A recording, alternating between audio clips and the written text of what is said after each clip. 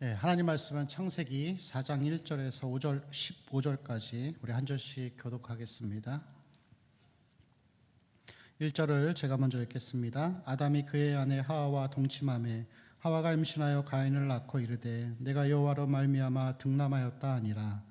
그가 또 가인의 아우 아벨을 낳았는데 아벨은 양치는 자였고 가인은 농사하는 자였더라.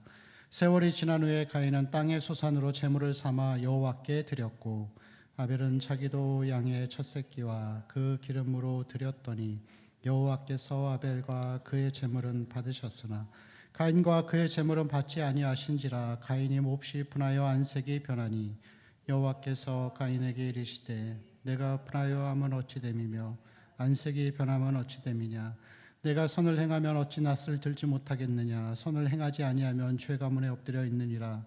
죄가 너를 원하나 너는 죄를 다스릴지니라. 그의 아우 아벨에게 말하고 그들이 들에 있을 때 가인이 그의 아우 아벨을 쳐 죽이니라. 여호와께서 가인에게 이르시되 내 아우 아벨이 어디 있느냐. 그가 이르되 내가 알지 못하나이다. 내가 내 아내를 지키는 자니이까. 이르시되 내가 무엇을 하였느냐. 내 아우의 핏소리가 땅에서부터 내게 호소하느니라. 땅이 그 입을 벌려 내 손에서부터 내 아우의 피를 받았은즉 내가 땅에서 저주를 받으리니 내가 밭을 갈아도 땅이 다시는 그 효력을 내게 주지 아니할 것이요. 가인이 여호와께 아뢰되 내 죄벌이 지기가 너무 무거우니이다. 주께서 오늘 이 지면에서 나를 쫓아내시온즉 내가 주의 낯을 배웁지 못하리니 내가 땅에서 피하며 유리하는 자가 될지라. 물은 나를 만나는 자마다 나를 죽이겠나이다. 함께 읽겠습니다. 여호와께서 그에게 이르시되 그렇지 아니하다. 가인을 죽이는 자는 벌을 7배나 받으리라 하시고 가인에게 표를 주사 그를 만나는 모든 사람에게서 죽임을 면하게 하시니라. 아멘. 오늘 말씀 가운데에서 가인이 하나님과 그의 아들 아벨을 향한 말과 행동을 보면은 이 그의 부모였던 첫사람 아담과 하와의 불순종이 인간의 이 본성과 내면 가운데 어떻게 뿌리 내리고 있는지를 우리에게 보여주는 그런 장면들을 볼 수가 있습니다. 특별히 로마서 1장 28절에서 30절까지에 나오는 분냄과 시기와 또 성냄 그리고 속이고 살인하는 그러한 모습들을 특별히 보여주고 있는데 9절 말씀을 보면은 그런 말씀이 또 기록되어 있습니다. 우리 9절 같이 읽을까요? 여호와께서 가인에게 이르시되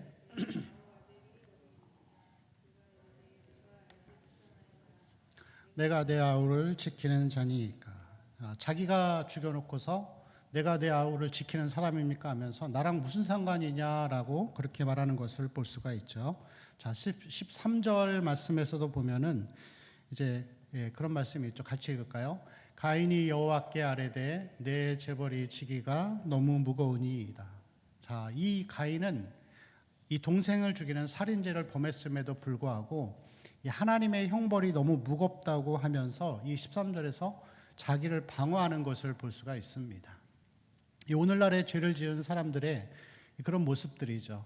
자기가 죄를 지었어도 판사 앞에 가서 형량이 무겁다고 하면서 항소하고 또 자기를 방어하고 또 자기가 지은 죄가 아니라고 하는 이러한 모습들이 바로 인간의 내면에 뿌리 박힌 그러한 죄성의 하나의 결과들이라고 할 수가 있습니다. 여러분, 부모였던 아담과 하와는 선악과를 따먹었고 하나님을 피해 숨었지만 하나님이 물어봤을 때 최소한 맞습니다, 제가 했습니다라는 고백은 있었습니다. 그렇지만 이 아들이었던 가인은 뻔뻔하고 그리고 자기가 그 모든 것들을 한 것에 대해서 오히려 이 벌이 너무나 중하다고 하는 그러한 자기 방어를 하는 것을 볼 수가 있습니다. 죄라고 하는 것은 언제나 확대적인 성격을 가지고 있습니다. 우리나라에도 이 바늘도둑이 소도둑 된다라는 그러한 속담이 있듯이 또 이러한 이 범죄 심리를 보면은 여러분 이 성적인 범죄 가운데에서 바바리맨이라고 많이 들어보셨죠? 이렇게 자기 몸을 노출시켜서 이러한 사람들을 놀래킴으로 인해서 어떤 흥분을 얻고 쾌락을 얻는 그런 사람들인데 이 범죄 심리학자들이 말하기를 이러한 바바리맨들은 계속 죄가 확대되어서 마지막에는 이 정말로 행동으로 옮기는 죄까지 범하게 된다라고 합니다. 여러분, 우리 안에 있는 이 아담으로부터 흘러내려온 죄성은 죄는 지으면 지을수록 계속해서 그것을 끝을 향해 가고 확대하는 그런 성격들을 가지고 있습니다. 그리고 이러한 죄의 확대성은 하나님을 안 믿는 사람에게만 해당되는 것이 아니라 지금 이 땅에 살고 있는 모든 죄인들 가운데 벌어지고 있는 그런 모습들이라고 할 수가 있습니다. 그래서 로마서 6장 12절에서 14절까지의 말씀을 보면은 이 사도 바울이 권면하고 있습니다. 같이 읽을까요? 그러므로 너희는 죄가 너희 죽을 몸을 지배하지 못하게 하여 몸의 사욕에 순종하지 말고 또한 너희 지체를 불의의 무기로 죄에게 내주지 말고 오직 너희 자신을 죽은 자 가운데서 다시 살아난 자 같이 하나님께 드리며 너희 지체를 의의 무기로 하나님께 드리라. 죄가 너희를 주장하지 못하리니 이는 너희가 법 아래 있지 아니하고 은혜 아래 있음이라 라고 하면서 우리 안에 있는 죄성에 빠져들지 않고 은혜 가운데 살아가는 삶을 살 것을 권면하고 있습니다. 특별히 오늘 7절 말씀에서 보면은 선을 행하는 삶을 통하여서 죄를 다스리고 정말로 하나님 안에서의 참되고 이 복된 삶을 살아갈 것을 하나님은 이 가인에게 말씀하고 있습니다. 비록 여러분 가인이 이 동생을 죽이는 큰 중죄를 저질렀지만 하나님은 그에게 긍휼과 은혜를 베푸셨습니다. 그래서 7절 말씀을 보면은 하나님의 사랑이 어쩐지를 보여주는데 한번 같이 읽을까요? 시작. 내가 선을 행하면 어찌 낯을 들지 못하겠느냐. 선을 행하지 아니하면 죄가 문 앞에 엎드려 있느니라. 죄가 너를 원하나 너는 죄를 다스릴지니라. 자, 살인죄를 짓기 전에 먼저 죄를 다스리고 통제하고 그렇게 살지 말라라고 하나님이 먼저 권면하시는 그런 내용들을 볼 수가 있습니다. 그 다음 7절을 보실까요? 7절도 한번 같이 읽겠습니다. 9절입니다.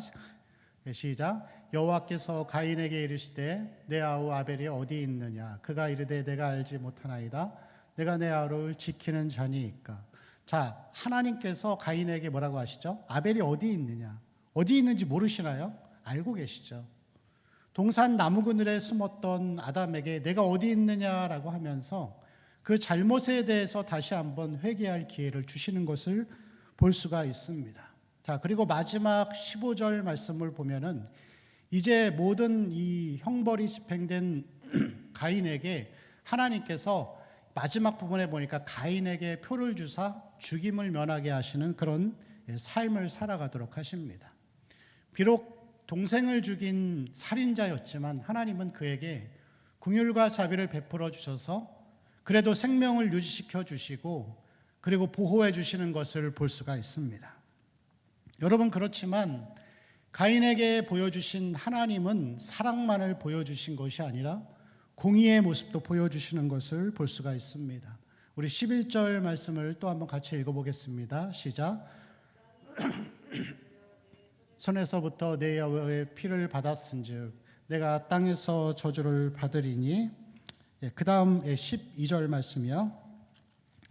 내가 밭을 갈아도 땅이 다시는 그 효력을 내게 주지 아니할 것이요 너는 땅에서 피하며 유리하는 자가 되리라.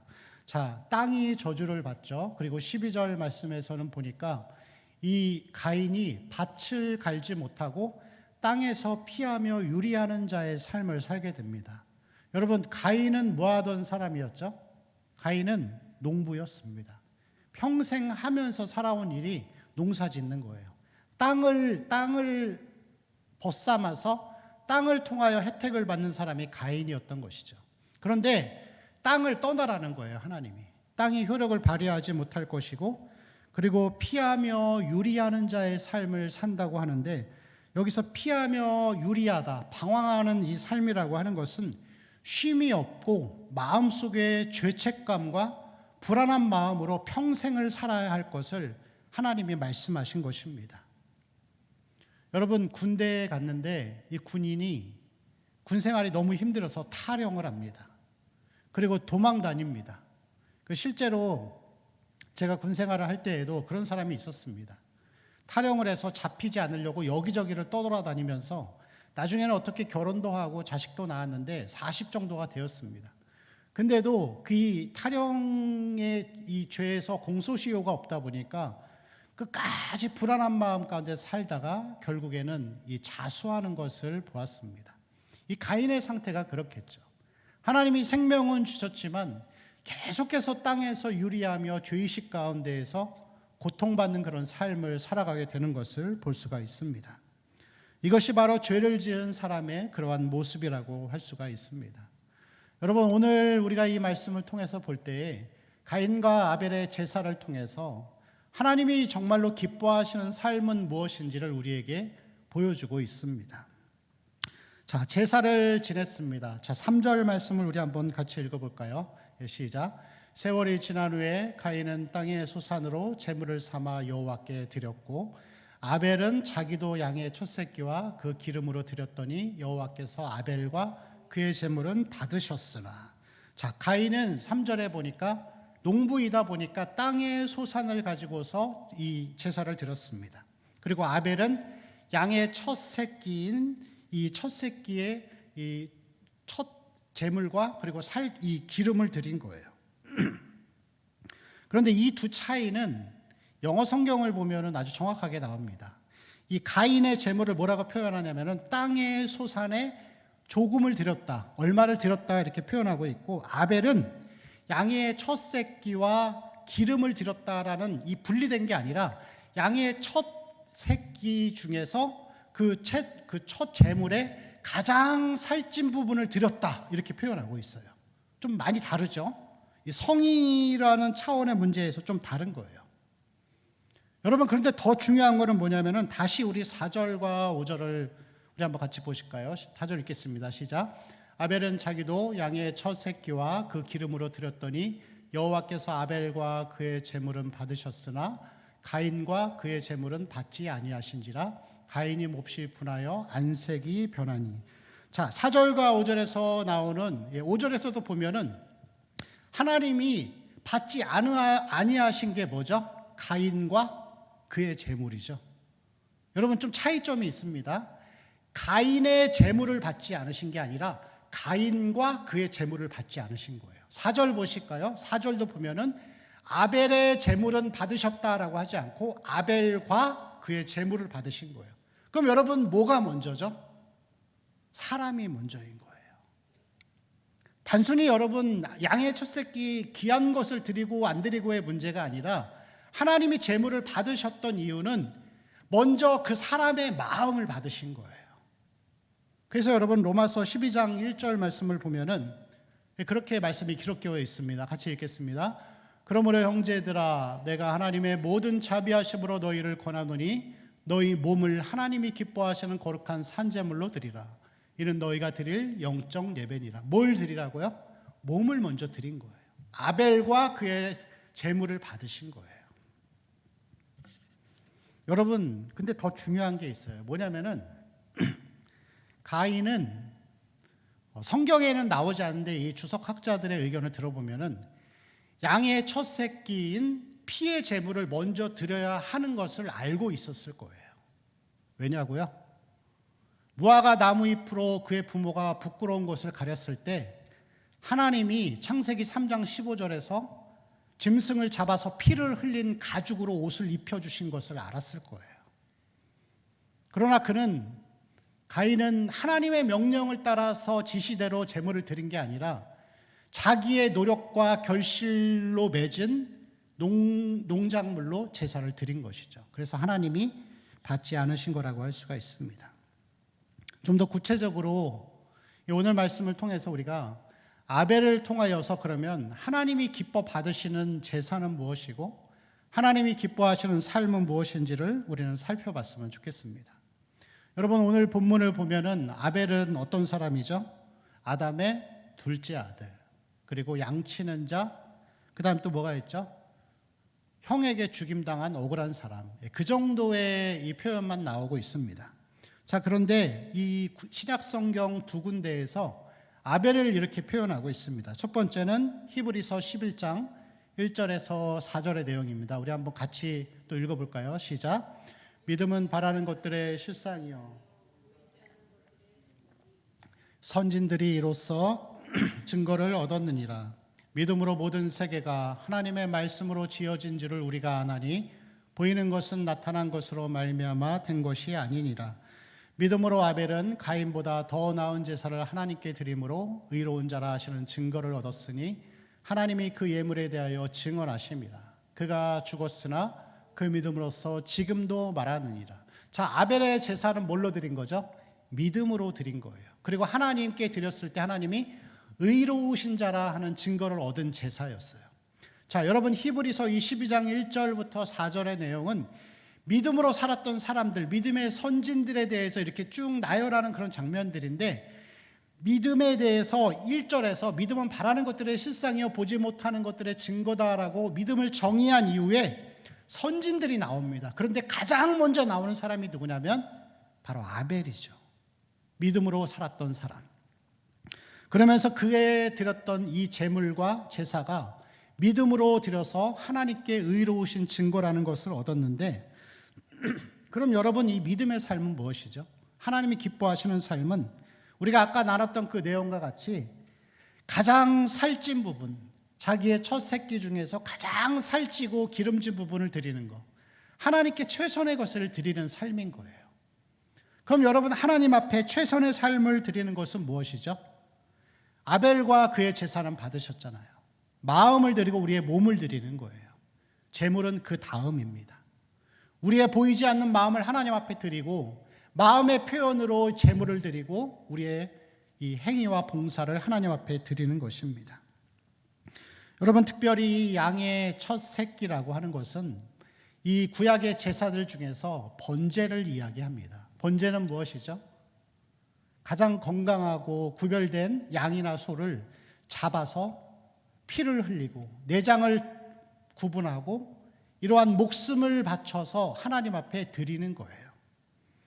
피의 제사입니다. 피의 제사. 그래서 여러분 하나님 앞에 나아올 때 믿음의 삶, 하나님 앞에 나오는 예배에 가장 먼저 하나님 앞에 해야 하는 것은 번제를 드리는 거예요. 구약에서 성막을 보면은 예수 그리스도를 상징하는 성막의 문이 하나가 있습니다. 청색과 자색과 홍색과 백색이 있는 이 문을 지나서 가장 먼저 이 백성이 하나님 앞에 성막에 들어가서 하는 것은 번제단에서 살아있는 짐승을 잡아 쪼개고 피를 흘려서 그 피 흘리는 그 가운데에서 자기의 죄를 속죄받는 것이, 그것이 여러분 하나님이 기뻐하시는 제사입니다. 예수 그리스도께서 우리를 위해서 피 흘려 죽으셨습니다. 예수 그리스도를 우리 앞에 앞세우고 그분 앞에 나는 하나님 없이는, 예수 그리스도의 그 십자가 없이는 나는 단 하루로 살 수 없는 죄인이라는 것을 인식하고 주님 앞에 엎드리고 주님만을 의지하고 보혈만을 의지하며 살아가는 삶이, 그게 여러분 몸을 드리는 것이고 최선의 삶을 드리는 것입니다. 여러분 매일매일 우리의 삶 가운데에서 그리스도의 보혈을 의지하는 삶이 되어야 할 줄로 믿습니다. 내가 얻은 것, 가인과 같이 내가 얻은 소산, 내가 이뤄낸 성취를 가지고 하나님 앞에 나오는 것이 아니고 예수 그리스도의 피의 보혈, 그 십자가의 보혈이 없이는 우리는 단 하루도 하나님 앞에 나아갈 수 없다는 것을 깨닫고 그 보혈을 매일매일 의지하여 하나님 앞에 나아가는 삶이 되어야 할 줄로 믿습니다. 여러분 성경에서 보면은 신약에서 사도 바울은 예수님을 표현할 때 그리스도라고 표현하고 주라고 표현합니다. 그리스도는 무슨 뜻이죠? 나의 구원자라는 뜻입니다. 나를 죄에서 구원하신 분, 나를 질병에서 구원하신 분, 나를 가난에서 구원하신 분, 그거 싫어하는 사람 있나요? 다 좋아합니다. 그렇지만 여러분 예수는 우리의 주가 되십니다. 주는 무엇이죠? 나의 주인이에요. 내 뜻대로 행하지 않고 하나님 뜻대로 행하는 거예요.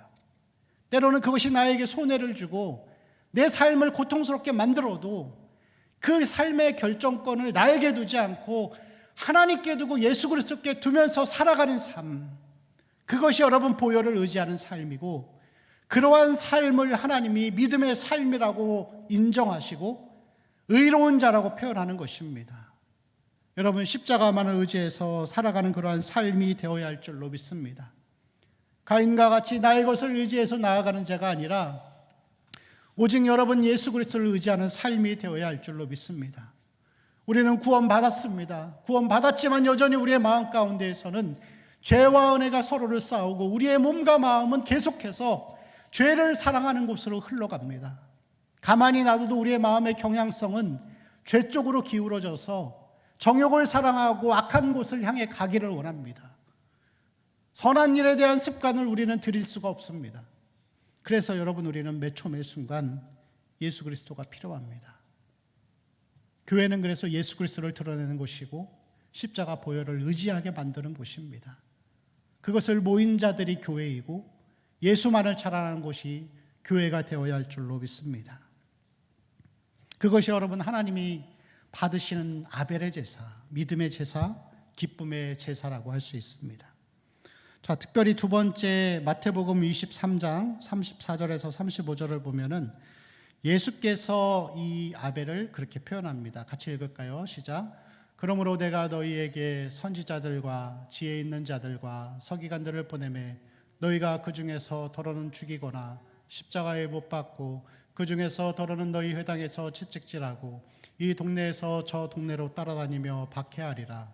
35절이요. 그러므로 의인 아벨의 피로부터 성전과 제단 사이에서 너희가 죽인 바가랴의 아들 사가랴의 피까지 땅 위에서 흘린 의로운 피가 다 너희에게 돌아가리라. 여러분, 이 34절을 보면은 예수님께서 아벨을 뭐라고 표현하죠? 선지자라고 그렇게 표현하는 것을 볼 수가 있습니다. 여러분, 선지자의 특징은 무엇이죠? 선지자는 옳은 말을 하다가 핍박받는 자들, 그리고 이 구약의 선지자들을 보면은 죽임당하고 그런 것들을 볼 수가 있습니다. 자, 요한일서 3장 12절 말씀을 볼까요? 같이 읽겠습니다. 시작. 가인같이 하지 말라. 그는 악한 자에게 속하여 그 아우를 죽였으니 어떤 이유로 죽였느냐? 자기의 행위는 악하고 그의 아우의 행위는 의로움이라. 여러분, 이 주석가들이 이야기할 때 아벨을 그냥 죽인 게 아니라 아벨은 선지자의 역할을 한 거예요. 그리고 이 형인 가인에게 가서 제사를 온전히 드려라라고 하는 외침을 했을 거라고 그렇게 예상합니다. 그렇지만 이 가인은 그의 말을 듣지 않고 자기의 생각대로 하다가 결국은 거절을 당하고 그 동생 아벨을 죽이게 됩니다. 여러분, 이 아벨은 죽어서 피를 흘려 우리의 구원을 완성하신 예수 그리스도를 상징합니다. 여러분, 제가 질문 하나 해볼까요? 예수님은 왜 죽으셨죠? 그 상황에 볼 때, 그 세상, 그 시대 상황을 볼 때 유대인들이 예수님을 왜 죽였죠? 왜 죽였을까요? 예수님이 자꾸 뭐라고 하니까 바리새인들 보고 뭐 평토장한 무덤이다, 독사의 자식들아, 그런 이야기들을 해서 죽였을까요? 그런 말 한마디에 그런 게 아닙니다. 자, 요한복음 3장 19절 보면은 그런 말씀이 있습니다. 같이 읽을까요? 그 정죄는 이것이니 곧 빛이 세상에 왔으되 사람들이 자기 행위가 악함으로 빛보다 어둠을 더 사랑한 것이니라. 여러분, 빛이 비춰지니까 자기들이 드러나지 않았던 어둠이 드러나니까 화가 나서 죽인 거예요. 예수님은 자기의 할 일을 하셨어요. 십자가의 길을 걸으셨습니다. 가난과 굶주림과 고난 가운데에서도 백성들을 살리기 위해서 하나님 말씀을 온전히 바르게 증거하셨고, 그 삶을 통하여, 인격을 통하여서 예수 믿는 것이 이런 것이다, 신앙은 이런 것이다 라는 의로운 삶을 보여주셨을 때 그냥 옆에 서 있던 바리새인들이, 돈 좋아하고 기득권 유지하려고 했던 이 사람들이 봤을 때 자기들이 부끄러운 모습들이 보여지니까 예수님을 없애고자 한 거였어요. 아벨도 그런 것이었습니다. 예수님의 삶과 말씀 때문에 바리새인들의 어둠이 들키니까 죽인 거예요. 들키니까 죽인 거예요. 여러분, 이 핍박은 하나님을 사랑하고 믿음으로 사는 자들에게는, 선지자와 같은 삶을 사는 자들에게는 반드시 여러분 핍박이라는 어려운 부분들이 우리에게는 존재하게 됩니다. 아벨의 그 시대로부터 예수님이 오실 그 날까지 핍박은 계속해서 일어날 것입니다. 그런데 여러분, 핍박은 누구로부터 오는 거냐면은 세상으로부터 오는 것이 아니라 교회 안에서 핍박이 있습니다. 아벨을 죽인 자는 가인이었습니다. 예수 그리스도를 죽인 자들은 그 당시 하나님을 지극히 사랑한다고 고백했던 유대인들, 바리새인들이 죽였던 것이죠. 구약의 선지자들을 누가 죽였습니까? 하나님 사랑한다고 고백했던 왕과 종교 지도자들이 죽인 것입니다.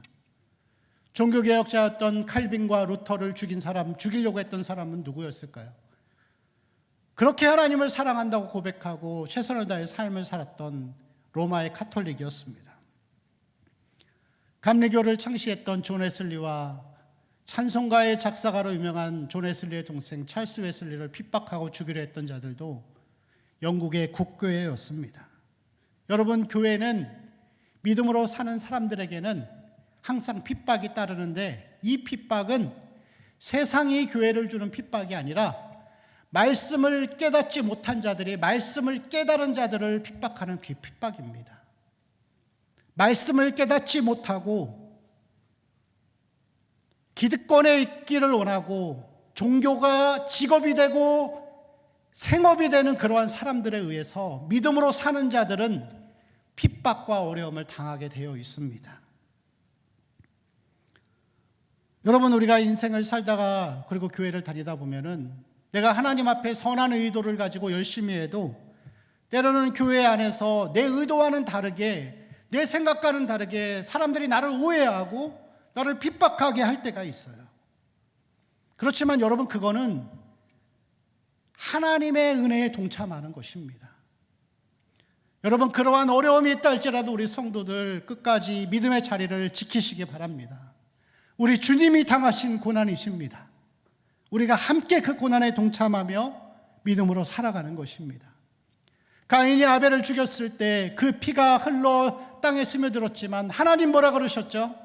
그 핏소리가 나에게 외치지 않느냐라고 말씀하셨습니다. 그 핏소리가 무엇입니까? 디헤스, 믿음과 같은 의미입니다. 믿음. 그것이 믿음입니다.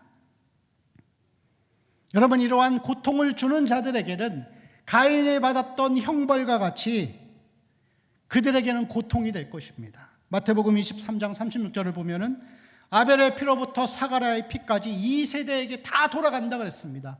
예수를 죽이고 예수를 핍박했던 그 당시에 말씀을 깨닫지 못하였던 기득권자들은 하나님의 심판을 받아 다 멸망하게 됐죠. 그렇지만 그 가운데 박해를 받지만 끝까지 하나님을 의지하며 신뢰하며 살았던 믿음의 사람들에게 그 핍박은 하나님의 위로와 용서와 격려와 긍휼로 돌아오게 될 것일 것입니다.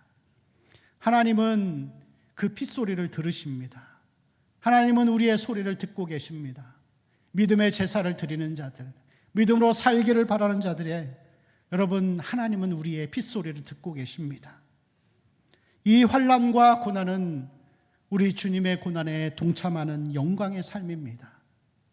참고 인내하는 삶 가운데에서 여러분 끝까지 하나님 바라보며 나아가는 삶이 되시기를 소망합니다.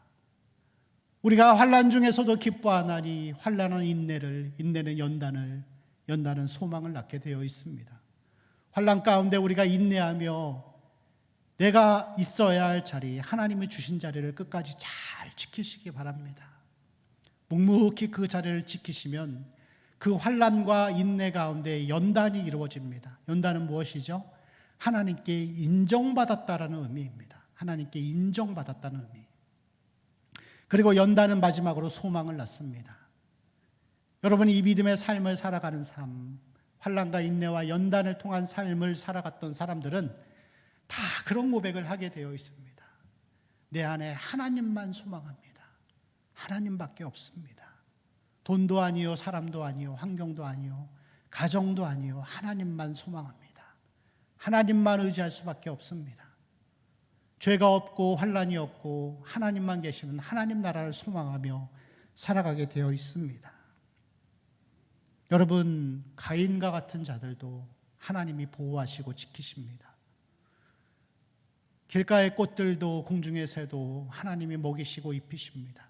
하물며 믿음으로 사는 자들, 하나님의 길을 걸어가는 자들, 예수 그리스도의 십자가만을 의지하는 자들, 하나님이 풍성하게 채워지실 줄로 믿습니다. 믿음의 자리에서 여러분 승리하며 나아가십시오. 우리 한번 같이 기도하겠습니다. 우리 하나님 앞에 같이 기도할 때 이 아벨의 삶의 모습을 보면서 우리도 믿음으로 오직 십자가 예수 그리스도를 의지하는 삶, 비록 어려움과 환난과 내 의도와 다른 고난과 핍박이 있지만 그 가운데에서 인내하며 연단받고 소망으로 하나님을 향한 굳건한 믿음으로 살아가는 삶이 될 수 있도록 여러분, 하나님이 우리의 핏소리를 들으십니다. 함께 하십니다. 하나님을 의지하고 하나님의 은혜로 풍성한 삶이 될 수 있도록 이 사회적으로 세상적으로 어려운 이 시대에서도 믿음으로 사는 자들을 하나님은 풍성하게 지켜주십니다. 하나님의 그 은혜를 기억하면서 오늘의 주신 말씀을 기억하면서 십자가만을 의지하며 살아가는 그러한 삶이 될 수 있도록 우리 주여 한번 외치고 간절히 기도하겠습니다. 주여